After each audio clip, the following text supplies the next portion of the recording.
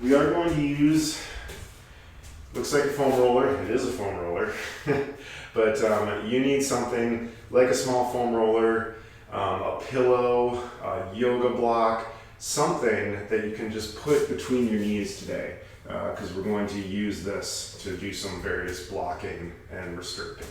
I'm going to actually turn sideways here. That looks funny. What we're going to do, and I've got it pointed in this direction so you can actually see the motion. We're going to get our pelvis moving. Molly and I talk about this a lot when we're talking about that belt buckle on our belt, and using that belt buckle as a way to track your pelvic mobility. So what I want you to do, hands on hips, and by turning the pelvis, the block should very slightly tip up towards the ceiling as you rotate that pelvis towards your face and head, and then point it away. You can see it's pretty subtle motion, but just warming up that pelvis, trying to get a little bit of motion in there. See if you can do it without squeezing your glutes. Use your core to pull up on that belt buckle. Just a little activity of the core and the pelvis. Okay, you take that, put that away. Come on down to all fours, and we're going to do our quadruped spine carves. So this is very much cat-cow for yoga. One of the difference when you do cat-cow with yoga, you tend to go up the spine and then back down the spine. We always start at the bottom and head up. And we're going to start by moving into an arch, trying to move just from the low back first, tucking your pelvis under. The low back starts to round.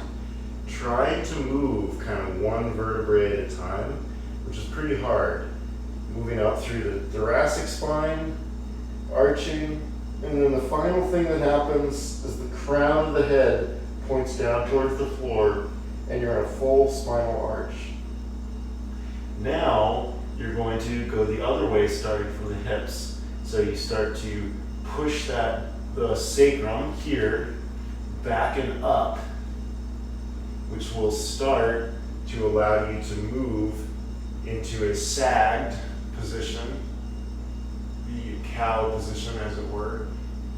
Moving down through the spine, pushing the sternum down towards the floor, and then the last thing that happens is your head comes up. All right, let's go back to cow, one vertebrae at a time, starting at the hips, trying to tuck those under. So moving from the sacrum first. Seeing what you can feel is moving in your lumbar spine, thoracic spine, and then cervical spine. Okay, push that sacrum away and up, going into a sag, pushing the spine down towards the floor, sternum down towards the floor. Last thing that happens is eyes come up and you're in full cow. Okay, let that go. Come on up to standing. And now, so cat-cow is really great for the lumbar spine. It is harder to isolate this upper thoracic spine, which tends to really not move very well for most of us because we sit at our desks like this all day in the terrible hunched skeleton position, and it just gets frozen. And so most people don't have great thoracic mobility. So first what I want you to do is just big hug of yourself, your upper body. This is going to help immobilize some of the extra motion. First, we're just going to do thoracic spinal flexion and extension. So that means that's basically forward bending and back bending. So tuck the chin a little bit, and then just try to round through the top of your spine, keeping the rest of your spine erect. your pelvis nice and vertical, not like hinging forward from the lumbar spine. So just basically flexion to the top part of the spine. Come back up, and now keeping the lumbar in place, now try to get some extension in the thoracic spine. Again, you're not going to move very much. This is pretty subtle. Let's go into flexion again. So chin on the chest, hollowing out the sternum, rounding from the thoracic spine. One more time into extension. I'm going to face you guys now. We're going to add a little twisting, but we're not going to do the flexion. We're not going to put it all together yet. So what I want you to think about now is that you've got your hips are headlights, and they're just going to point straight ahead. And so even though those are still pointed straight ahead, you're going to turn your thoracic spine while keeping your hips pointed straight ahead. If you let your hips turn, that means that you're doing lumbar mobility, not thoracic mobility. And over to the other side, keeping those hips pointed straight ahead. Back to the first side.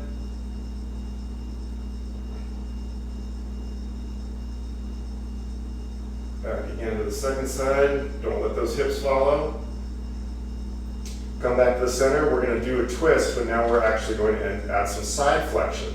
So twist over to the side, and then just from your thoracic spine, not your lumbar spine, tip over a little bit towards the side. Okay, take the tip out, rotate back to your right, put a little tip in the thoracic spine, take the tip out, back to center. Now we're going to do all 3 dimensions. Okay, so fold in the thoracic spine, twist, little flex to the side. Now we're going to extend the thoracic spine, so we're still all twisted to the left, but now we're going to try to get a little extension. Now take the side flexion out, so just extend it to the back, twist it to the left, twist over to the right, put the side flexion in, and then flex. So chin comes to chest, hollow out, take out the bend, take out the flexion. Okay, so that was one full circle of thoracic cars. I broke it down into chunks there because it is definitely one of those movements that is a little complicated, a little different. Okay, neck cars. Similarly, we're going to break this down into a few different motions. First, we're just going to go forward and back. So I'm going to turn to the side so you can see that. Put your chin on your chest, and then very carefully tip your head to the back. Be careful with that one. Note if there's any discomfort or movement restrictions. Go a little farther, and full chin on the chest. And all the way back. Come on back to I'm going to turn back towards the camera. Now we're going to look over our left shoulder, look over our right shoulder, left. Make sure you're keeping your shoulders and hips pointed straight forward. Now we're going to put them together. We're going to do these in progressively larger circles. So we're going to start small and end big. So chin approaches chest but doesn't get there. Chin approaches left shoulder but doesn't totally get there. Head tips back but not all the way. Chin sweeps across the sky to the right shoulder. Chin approaches the chest but doesn't get there. Back to center, back up. Okay, that's one. Chin down to chest a little farther. Chin over to the left shoulder a little farther. Head tips back, be careful with this one. Chin sweeps across the sky, not full extension. Over the right shoulder. Chin goes down to the chest, but not all the way. Swivel back to center. Come on back up, last circle, biggest one. Chin all the way to the chest. Chin all the way over to the shoulder. Neck all the way back. If you can, be careful on this one, guys. Chin sweeps across the sky. All the way over to the right shoulder. Chin comes all the way down to the chest. Swivel back to the center. And back up. Whew. Yeah, that feels so much better. Okay, scapular cars. So now we're going to do scapular rotations. I'm going to have you guys stick your hands out for these. This will help kind of immobilize some of the other motion. And what we're going to try to do here is we're going to pull our scapula up towards the shoulder, towards our ears. Pull the scapula back in together. Slide the scapula down. Arms follow after. And then push the scapula apart so the arms go forward. Scapula come up, back, down, forward, up, back, down, forward, up. Let's reverse it. So from here we go down, back, up, forward, down, back, up, forward, last one, down, back, up, forward. Okay, so scapular moving a little bit better. We're going to hit those shoulder joints next, but before we do our usual cars, that whole thing, we're going to add in something a little different today. We're going to add in some axial rotations. So I'm going to come to the side here so you can see, but we're in 90 degrees.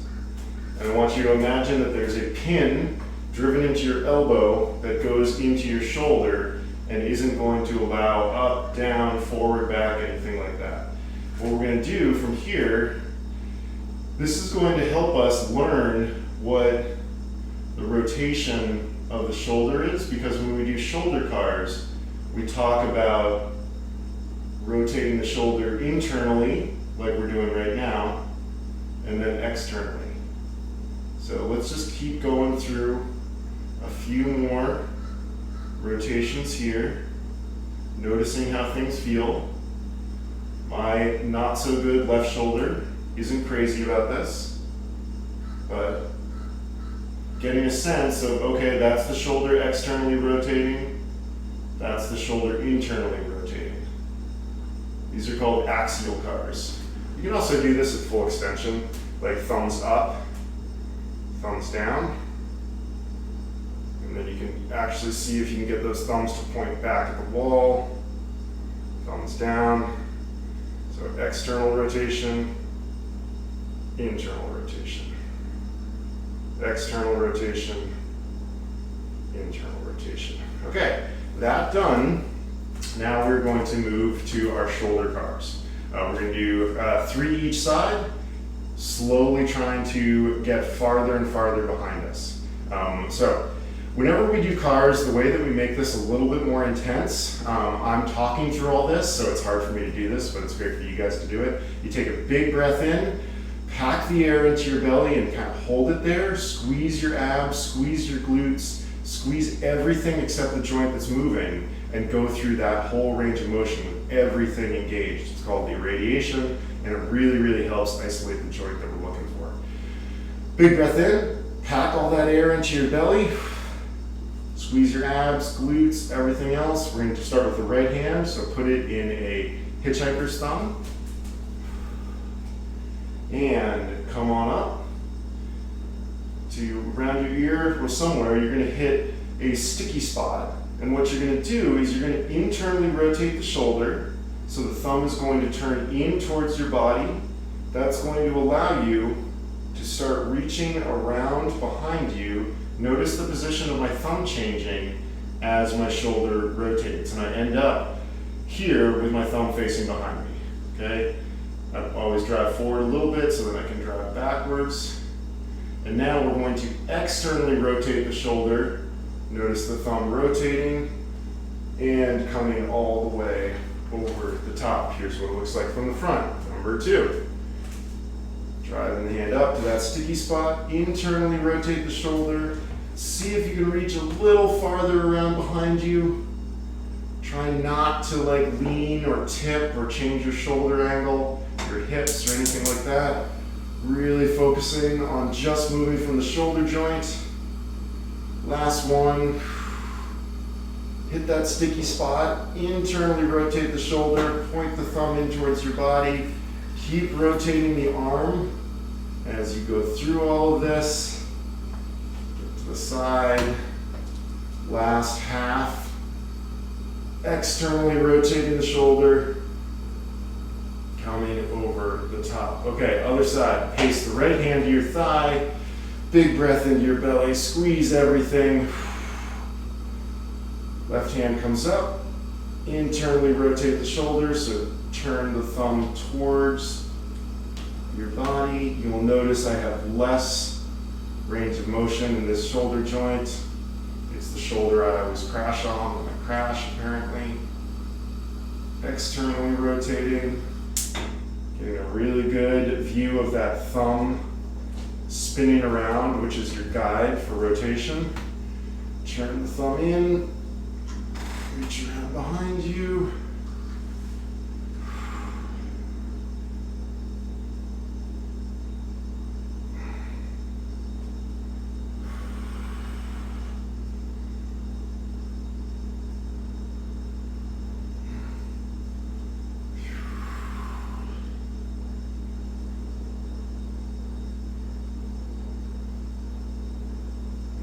Okay. And from there, we are going to go to elbow cars. We don't do elbow cars a lot, but the other day we did all those bicep curls in 2 directions, and I was like, oh man, my elbow could really use a little work here. So, palms facing forward, down by your side. Really try to pin that elbow right against your hip, and don't allow any movement of the upper arm and the bicep. So bring the hands up to here. Turn the hands over completely so the elbows move in their joints. Back down. Open them up. Bring them up. Rotate. Back down. You can even do this kind of out to the side, through the center.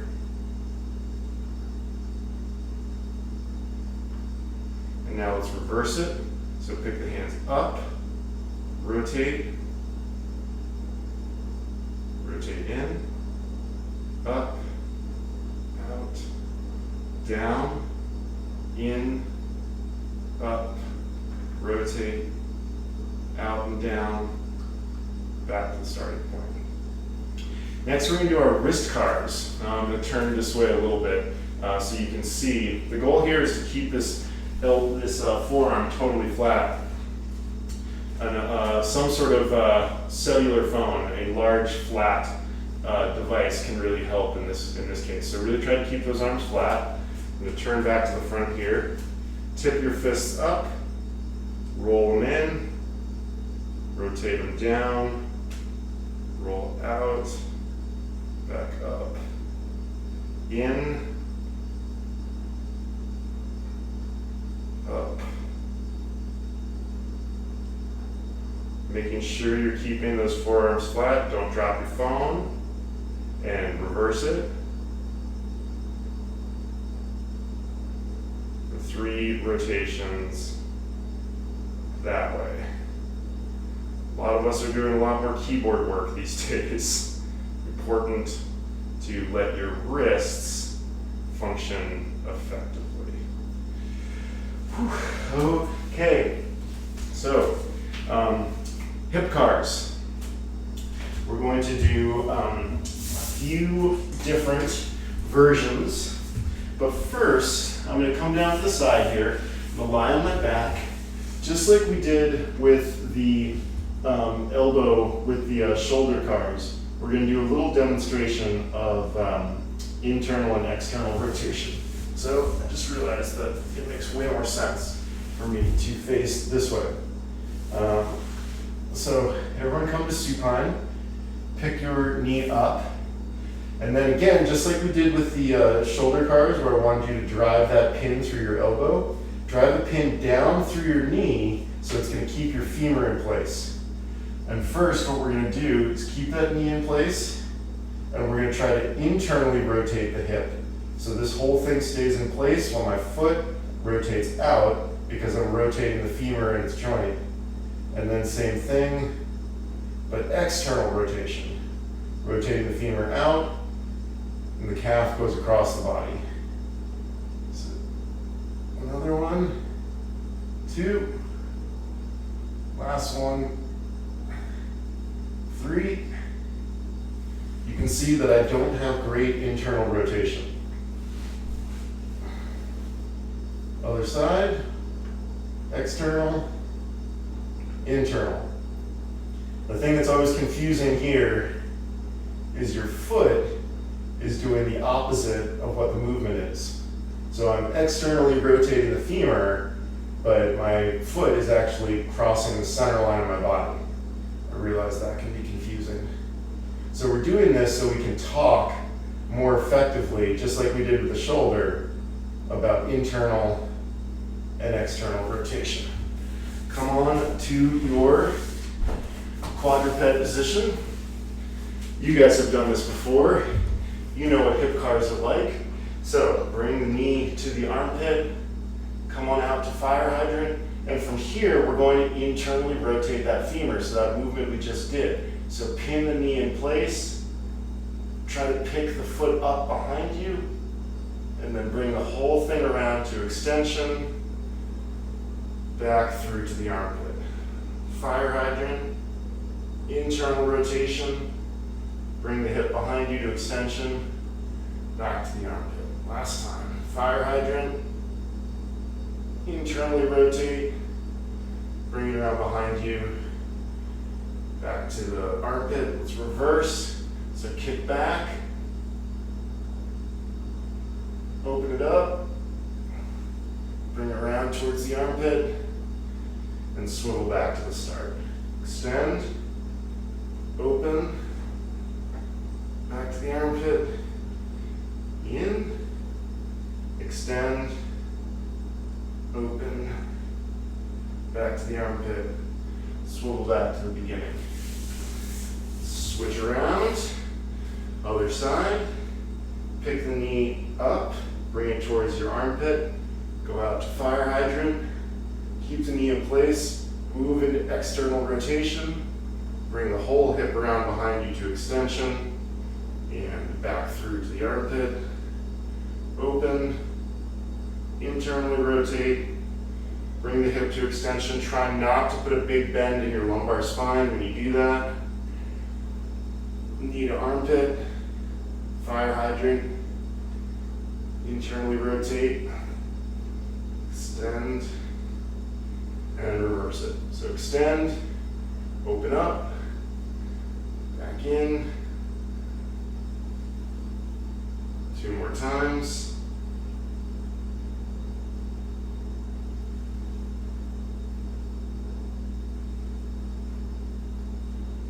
And down. Different variations on this. We've done these before. You can do sideline hip cars. And you can do standing hip cars. So pick it up, extend, internally rotate, around. All sorts of different variations on that particular theme. Grab your block or pillow or whatnot, come down to sitting. Again, put it between your thighs. Pick your knee up off the ground. And what we're going to try to isolate here is just rotating the tibia to get some movement in the knee joint. So I'll back up a little bit so you can see my foot tipping side to side. If we don't have a block in, sometimes you can compensate by moving from the hip, which is not what we want. Okay, so that's side to side with the ankle. Now we're going to add some up down. So gas pedal down, pull up, gas pedal down, pull up, gas pedal down, pull up. Now we'll do the whole thing. Turn in, gas pedal down, rotate out, pull the toe up, in, down, out, up, in, out, no, so in, down, out, up. Let's reverse it. So from this out, externally rotated position, down, in, up, out, down, in, up, out. Last time, down, in, up, out. Whew. Man, ankle tires out quickly. Okay, same thing on the other side. Let's just start with rotating the foot out and in, trying to see if we can get some motion in the tibia to get the knee moving without compensating from the hip. You can even take your hands and kind of coach it a little bit to help.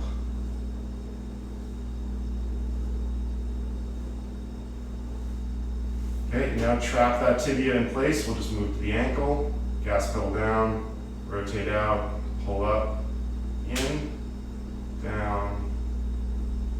Just making slow, controlled circles. This time keeping the tibia in place to isolate the ankle. You do about 3, rotate and reverse to the other side.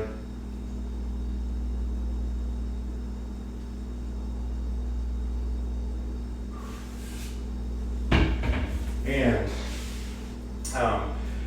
we're going to then put our left foot kind of underneath, like pulled in towards our butt, pick the right leg up, pass the right arm underneath it, put it in a sleeper hold, and we're going to go to a full knee movement. So pick the knee up to straight, or as straight as possible, roll that knee in, bend it, roll that knee out.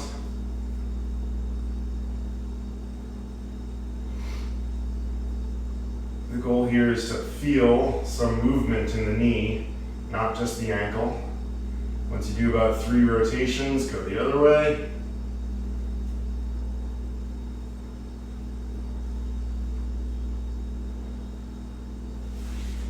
And shift over to the other side, pull the right knee in towards the butt, pick the left knee up, sleeper hold.